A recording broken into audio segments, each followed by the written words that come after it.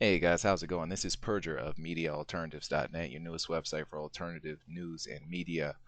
Had a few things I wanted to go over with you on this evening and mainly what I wanted to talk about is how really this whole is Israeli aggression against Palestine and how it's backfiring in the region. And you can say this is crazy. Hey, if these guys with American backing are throwing all of these overwhelming weapons at the Palestinian people that yeah would have an intimidation factor going on with it, but I think they're wrong, and I can give you proof of that. Um, First story I want to bring to your attention is on news.antiwar.com. It's entitled "At least 800 Gazans Killed in the First 2 Weeks of Israeli Attack."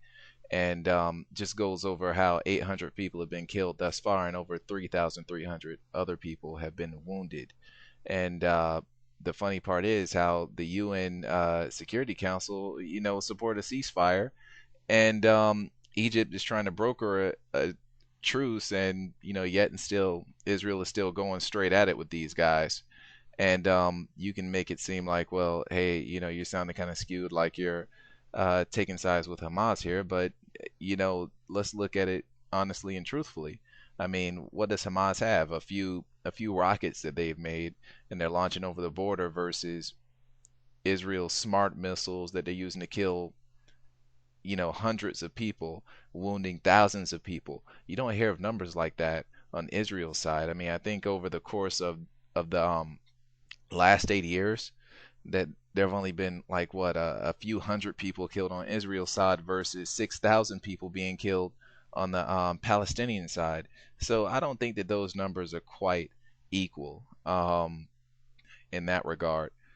Now, the article that kind of supports my point here, uh, there's an article on Yahoo News, and it says Gaza conflict seen as boost to Middle East hardliners, analysts say. And is talking about how basically this whole offensive by Israel plays right into the hands of Arab extremists. Is saying, well, hey, look at these guys. They're supported by America, and they can also point to the fact how the Senate passed a unanimous resolution to back Israeli rights to attack Palestine. So not only do they have the point of look at Israel and how crazy they are and how they're pretty much how they have all these human rights abuses that they're consistently doing over there, killing reporters, killing men, women, and children. But you also have the fact that Gaza itself isn't. I mean, they're not abiding by international law at all. They're not yielding to what the UN says, and of course the UN is just letting them do it. So is America. America is just letting them do it, and of course our Senate just proved the point that they do support them 100%. And the point is that when you would think that it would be intimidating to have smart bombs and depleted uranium shells and all sorts of craziness raining down on you. But no, what it has a tendency to do is to rally the people who are being attacked around their government. In this case, the government or the powers that were elected are Hamas. And in fact, Fatah is even starting to rally behind Hamas because they're seeing what's going on. And they're like, well, hey, look, we don't need to sit here and be peaceful about this. We need to try and fight these guys back. So instead of it trying to defeat the enemy, it's just making them stronger.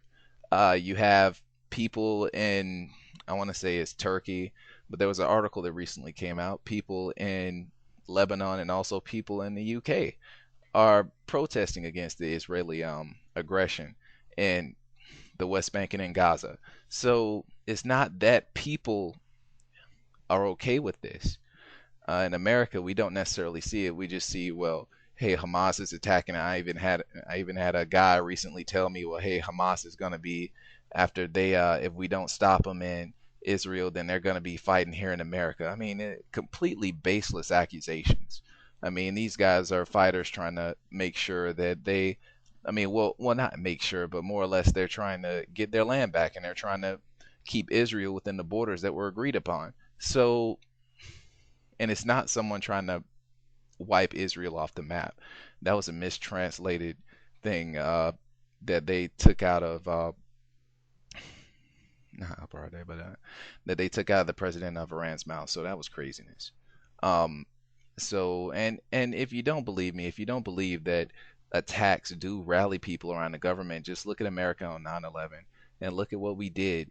We rallied behind Bush, the most ill-equipped person in the world to lead this country when this happened. And next thing you know, we're attacking the Taliban, who didn't attack America. We're attacking Iraq. The guy who quote killed his father. Well, not killed his father, but the guy who tried to kill his father uh, for a vendetta, and sent 4,000 plus American troops to die just so he can get revenge. And also, we're still losing American troops, right?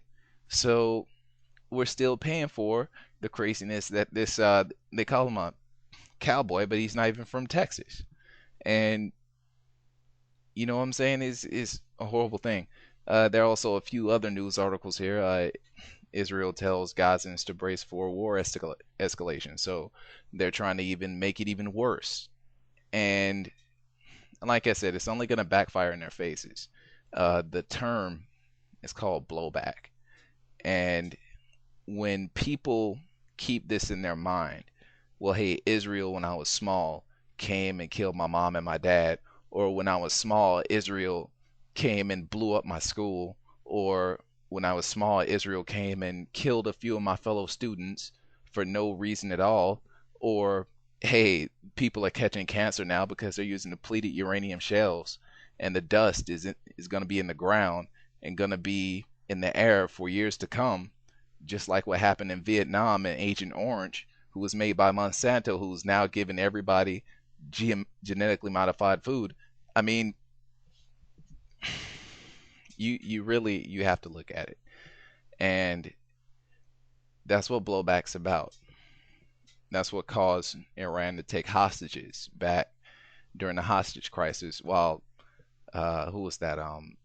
It was the President Carter was in office, because they found out that we overthrew the Shah with the CIA and appointed the new guy, and the secret police and the tyranny that ensued was horrendous, and no one likes to have their government overthrown, especially when it's at the whim of another country.